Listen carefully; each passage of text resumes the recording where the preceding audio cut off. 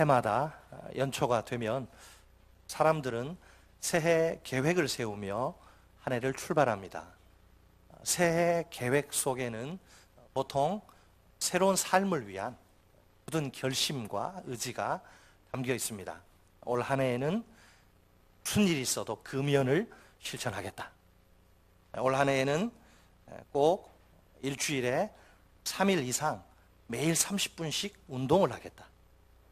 올 한 해에는 반드시 영어 학원을 꾸준히 다녀 영어 회화를 정복하겠다. 올 한 해에는 어찌하든지 한 달에 한 권씩 좋은 책을 읽겠다. 우리 그리스도인들의 경우에는 신앙생활을 위한 계획들도 있습니다. 어떤 걸 주로 많이 세웁니까? 올해에는 무슨 일이 있어도 성경 일독을 실천하겠다. 올해에는 꼭 한 명 이상 전도를 해서 교회에 데려오겠다. 올해는 반드시 일주일에 5일 이상 매일 30분씩 기도를 하겠다. 올해에는 어찌하든지 한 번도 빠지지 않고 주일 성수를 하겠다. 여러분 어떤 계획을 세우셨나요? 박수를 받아 마땅한 좋은 계획들이 분명합니다. 그렇죠? 이대로 1년 동안 잘 실천한다면 아름다운 열매를 맺게 되겠지요. 하지만 이런 계획들이 작심삼일로 끝나는 경우가 많습니다. 안타깝게도 연례 행사처럼 똑같은 실패가 반복되곤 하는 겁니다. 사실 과거의 실패를 뛰어넘지 않고서는 새로운 삶은 기약하기 어렵습니다. 새로운 삶을 위해서는 과거의 삶과의 단절이 필수입니다. 그런데 오늘 성경은 우리에게 다른 목소리를 들려줍니다. 과거의 삶과의 단절이 아니라 끈끈한 연결을 강조합니다. 도대체 그 이유가 무엇일까요?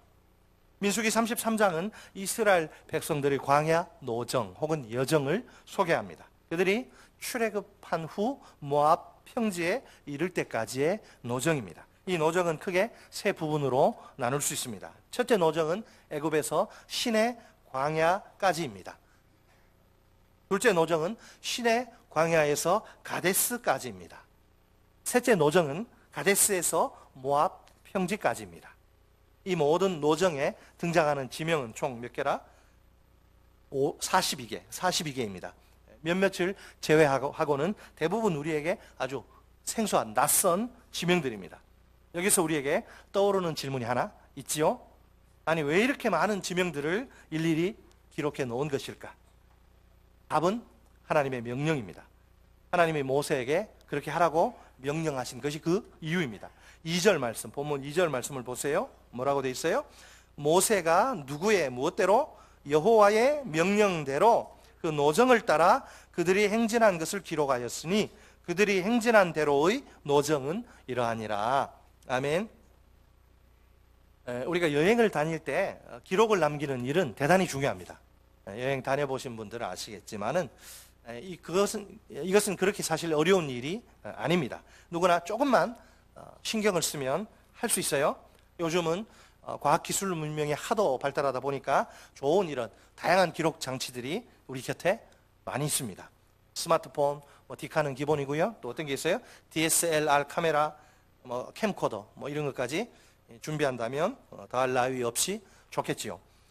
여행의 감동이 아무리 클지라도 기록으로 남기지 않으면 어떨까요? 그 감동이 생각보다 그리 오래 가지 못합니다. 제 개인적인 경험을 잠깐 말씀드리자면 성지순례 감동은 결코 잊을 수 없습니다. 그 중에서도 많은 게 있어요. 비아돌로로사 예수님이 십자가 지시고 오른 그 길도 있고요. 여러 가지가 있지만은 그 중에서 저는 제 개인적으로 갈릴리 호수의 일출과 선상 예배는 그야말로 최고입니다. 지금도 가끔씩 핸드폰에 저장된 그때 사진을 꺼내 보곤 합니다. 그럴 때면 자신도 모르게 흐뭇한 미소가 입가에 번지게 됩니다. 갈릴리 호숫가를 거니시던 예수님과 그 제자들의 모습을 상상해 보세요. 그 똑같은 곳을 밟는다, 우리가 밟을 때 어떻겠습니까? 곳곳에 예수님과 그 제자들의 채취가 잔뜩 묻어있는 이스라엘 땅이 아닙니까? 그 땅을 밟을 때 감격이란 이루 말할 수가 없습니다. 뭐 암스트롱이 달에 처음에 발을 디딜 때 그것만큼은 안 되겠지만 어쨌든 그 감격은 말할 수 없습니다. 간혹 이 목회자들 가운데 성지순례에 대해서 부정적으로 말하는 분들이 있지요. 일단 한번 제대로 방문하고 나면 다시는 그런 소리 못합니다. 백문이 불의 일견이에요. 두말하면 잔소리입니다. 원래 안 가본 사람이 가본 사람보다 더 큰 소리를 치고 우기는 법이에요. 앞으로 우리 교회에서 2차, 3차, 4차 성지순례가 계속되길 바랍니다. 주님 만나시기 전에 가급적 한번 꼭 다녀오시면 얼마나 좋을까, 제 개인적인 바람입니다. 아무튼 기록의 힘은 기억의 힘보다도 훨씬 큽니다. 기록으로 기억을 저장해 두어야 쉽게 감동을 잃어버리지 않습니다. 세월이 지난 후에라도 그 기록을 꺼내 놓으면 되지요. 그러면 그때 감동들이 새록새록 솟아나는 것을 느낄 수 있습니다. 기록이 가져다주는 유익이라고나 할까요? 그렇다면 오늘 본문에 등장하는 이스라엘의 경우는 어떨까요? 왜 일일이 많은 지명들을 기록해야 합니까? 단순히 감동을 잃어버리지 않기 위해서입니까? 과연 하나님의 의도가 무엇이냐?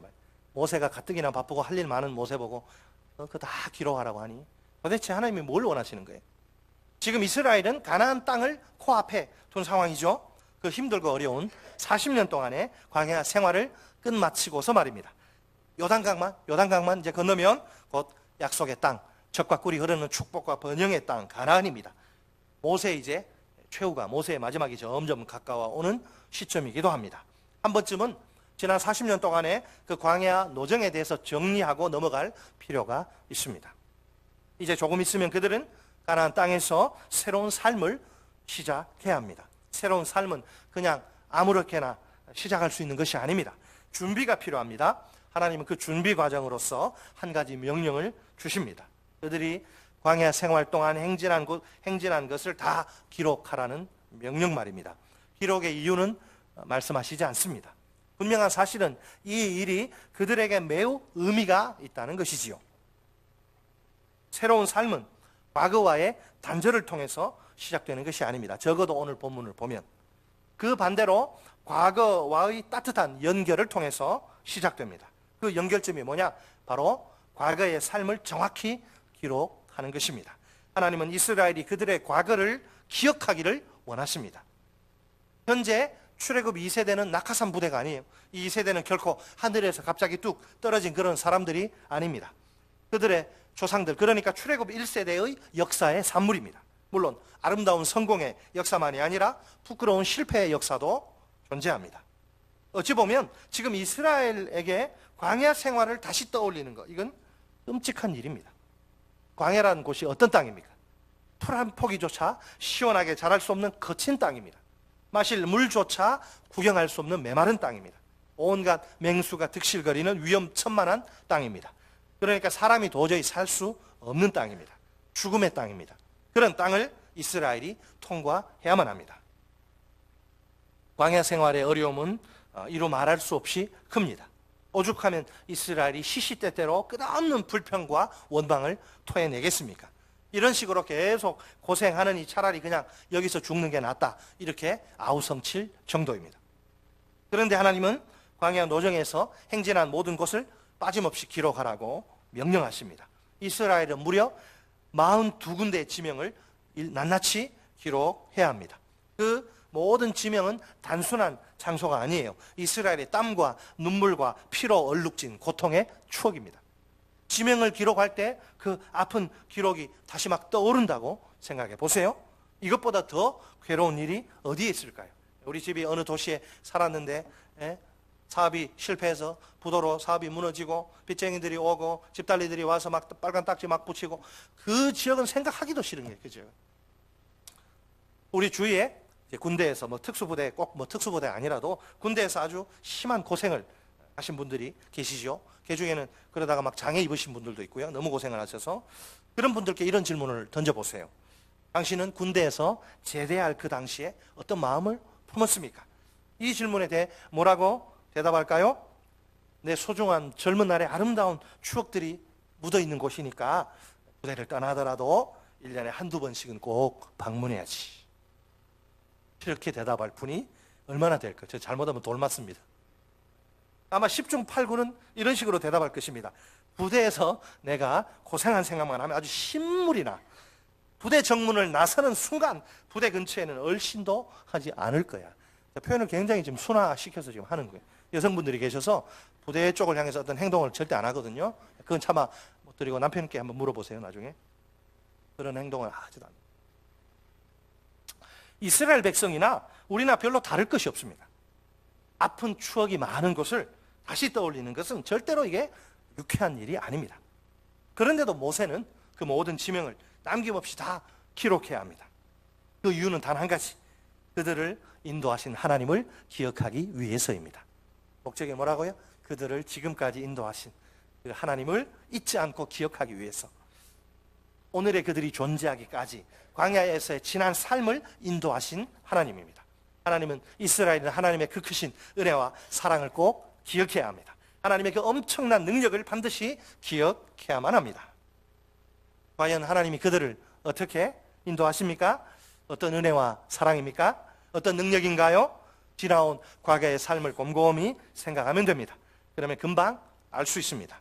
이스라엘을 인도하신 하나님의 그 엄청난 손길을 보세요. 그들 앞에 대단히 힘겹고 고단한 광야에서의 삶이 펼쳐집니다. 아무리 생각해봐도 생존 자체가 불가능한 그런 열악한 상황입니다. 그런데도 하나님은 그들을 과와 같이 홀로 방치, 내버려 두시지 않습니다. 그 대신 기적적인 방법으로 그들의 생존을 책임지십니다.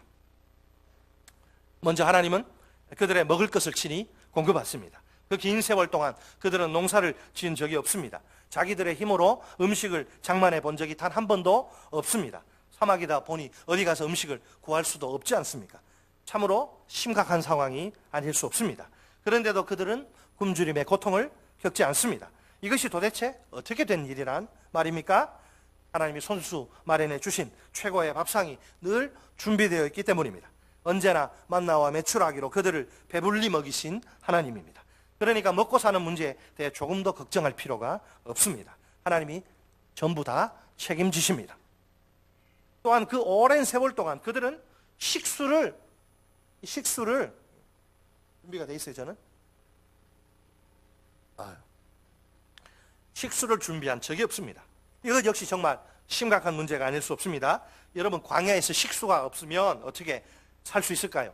사막에 푹푹 찌는 그 아주 무자비한 무더위에 노출된, 무방비로 노출된 그들이 아닙니까? 말로 표현하기 어려운 그 지독한 갈증 때문에 얼마나 큰 고통을 당합니까? 바로 그때 하나님이 그들에게 기적을 베푸십니다. 반석 그 깨봤자 먼지하고 돌가루밖에 더 있겠어요? 근데 반석이 쪼개지더니 그 속에서 막 생수가 콸콸콸 쏟아지게 하신 거예요, 하나님이. 에비앙 생수, 저리 가라. 에비앙 생수 그따위하고 비교할. 저는 에비앙 생수 몰라요. 그냥 그렇다고 해서. 에비앙 생수는 삼다수로 해도 얼마나 감사한지. 에비앙 생수는 저리 가라 할 정도로 이 좋은 최고급 식수를 제공하십니다. 하나님이 그들의 이 목마름의 문제를 한 방에 이렇게 간단히 해결하신 것이죠. 다음으로 하나님은 그들의 인도자가 되셔서 광야 그 길에서 걸음걸음을 친히 지도하십니다. 밤에는 무엇으로? 불기둥으로, 낮에는 무엇으로? 구름기둥으로 그들을 인도하십니다. 불기둥이 뭐냐? 곰곰이 생각해 보니까 이건 하나님의 따스한 손길이다. 하나님의 따스한 손길, 사막의 그 매서운 추위를 막아주시는 사랑의 손길 말입니다. 구름기둥이 뭐냐? 하나님의 상쾌한 미소입니다. 사막의 살인적 무더위로부터 보호하시는 은혜의 미소 말입니다. 그래서 낮의 해가 이스라엘을 상하게 하지 못합니다. 밤의 달도 이스라엘을 해치지 못합니다. 하나님의 완전하고 완벽한 보호와 인도예요. 하나님이 이스라엘을 위해 친히 행하신 이 놀라운 일들을 보세요. 이스라엘의 입장에서 보면 어떻습니까?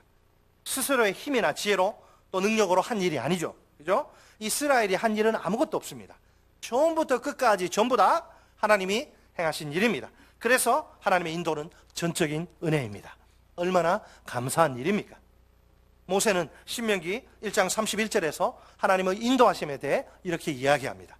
광야에서도 너희가 당하였거니와 사람이 자기의 아들을 안는 것 같이 너희의 하나님 여호와께서 너희가 걸어온 길에서 너희를 안으사 이곳까지 이르게 하셨느니라 하나. 아멘.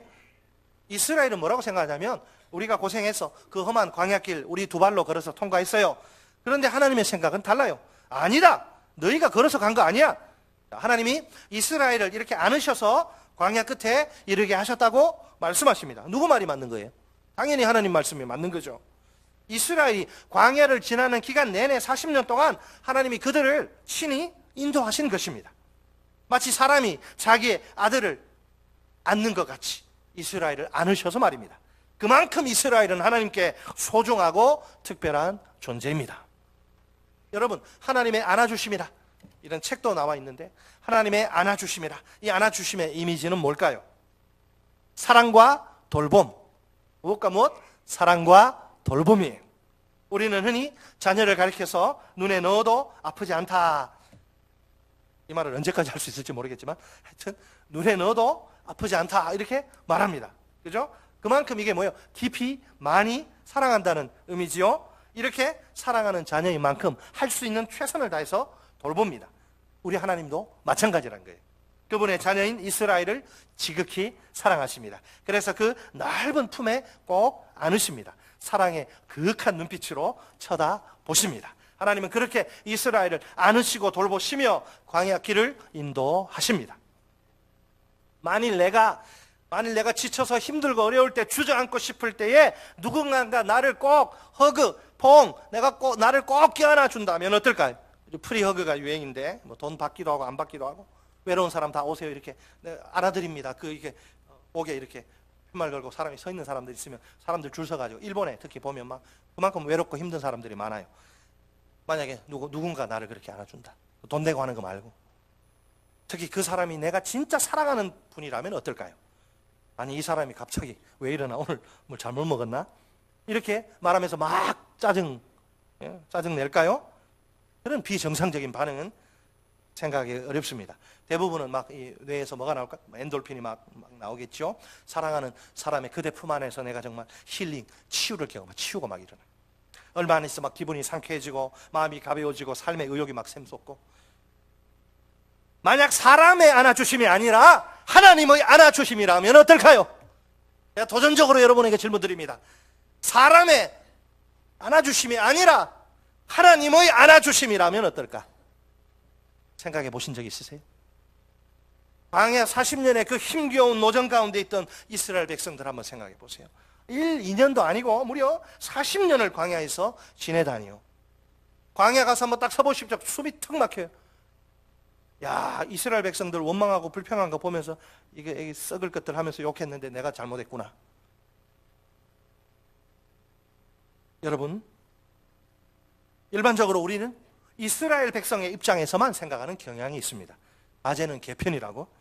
우리도 이스라엘 백성처럼 사람이잖아요. 사람이니까. 신이 아니니까. 이제는 하나님의 입장에서 생각할 줄도 알아야 합니다. 이스라엘 백성만 힘든 것이 아닙니다. 하나님이 훨씬 더 힘드십니다. 하나님이 이스라엘을 어떻게 인도하십니까? 그 놀라운 은혜와 사랑으로, 그 크신 능력으로 인도하시지 않습니까? 그럼에도 불구하고 이스라엘이 어떻게 반응하는지 보세요. 하나님께 감사하기는커녕 툭하면 원망과 불평을 쏟아내느라고 바빠요, 바빠. 사실 이스라엘은 하나님의 안아주심의 은혜를 누릴 자격이 전혀 없어요. 안아주심이 아니라 포기하심이, 내동댕이 치심이 더 잘 어울립니다. 그러나 그래도 포기하심이 아니라, 내동댕이 치심이 아니라 안아주심입니다.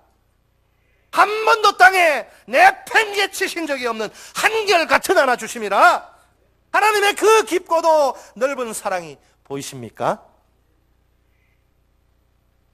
그건 하나님의 안아주심. 하나님의 안아주심, 나를 안아주신다. 하나님의 안아주심은 정말 입이 쩍 벌어지지 않을 수 없습니다. 오늘 우리 본문은 책갈피에 놓으시고 이사야 46장 우리 보겠습니다.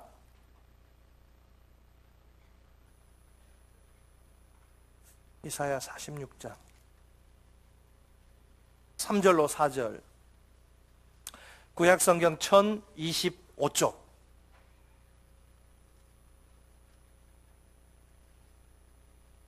1025쪽에 이사야 46장 3절로 4절. 외롭고 지칠 때, 우리가 낙심될 때, 절망할 때에 정신 번쩍 들게 하는 말씀이에요. 46장 3절 4절 시작. 야곱의 집이여, 이스라엘 집에 남은 모든 자여, 내게 들을지어다. 배에서 태어남으로부터 내게 안겼고 태에서 남으로부터 내게 업힌 너희여, 너희가 노년에 이르기까지 내가 그리하겠고 백발이 되기까지 내가 너희를 품을 것이라. 내가 지었은즉 내가 업을 것이요 내가 품고 구하여 내리라. 아멘. 배에서 태어남으로부터 내게 안겼고 태에서 남으로부터 내게 업힌 너희여. 이상해요? 태어나면 병원에서는 간호사가 받고 자가분만이면 엄마가 앉지 않습니까? 배에서 태어남으로부터 내게 안겼고 태에서 남으로부터 내게 업힌 너희여. 엄마가 말하는 게 아니에요. 하나님이 말씀하시는 거예요. 얼마나 눈물겨운 사랑입니까? 광야 생활을 시작할 때부터의 안아주심이 아니라 태어날 때부터의 안아주심입니다. 그래서 처음부터의 안아주심입니다. 너희가 노년에 이르기까지 백발이 되기까지 내가 너희를 품을 것이라. 아버지가 한 이야기 아닙니다. 하나님이 하신 말씀이에요.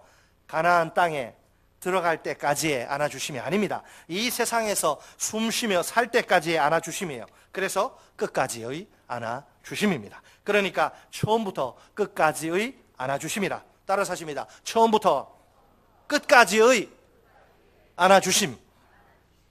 우리를 향한 하나님의 안아주심.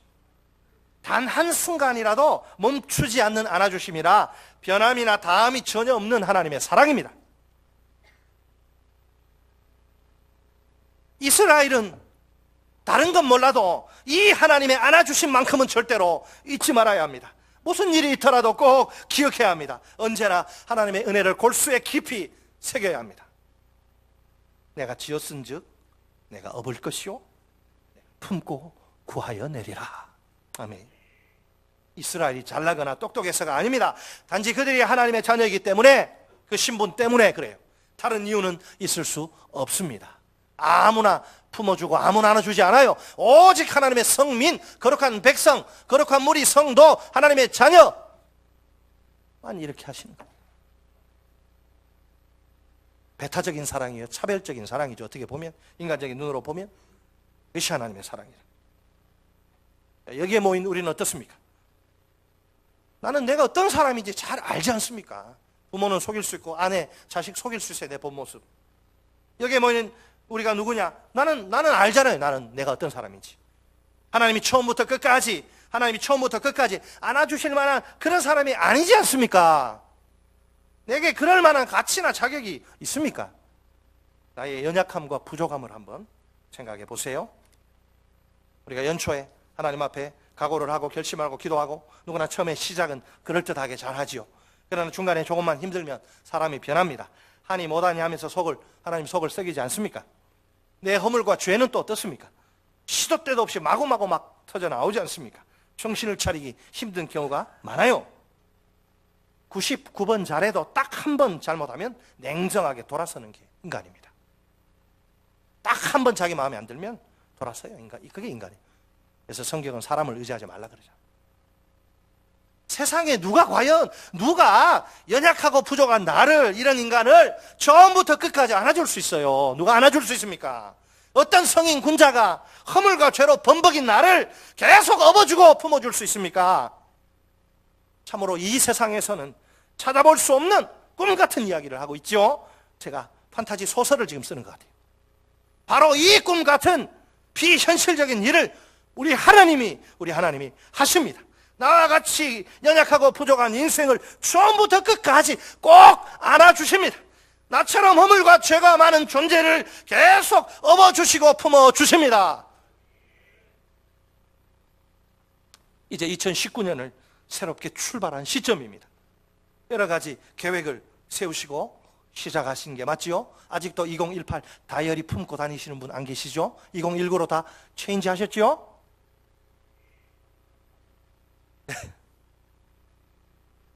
과연 새로운 삶을 위해서 우리가 준비해야 할 것은 무엇입니까?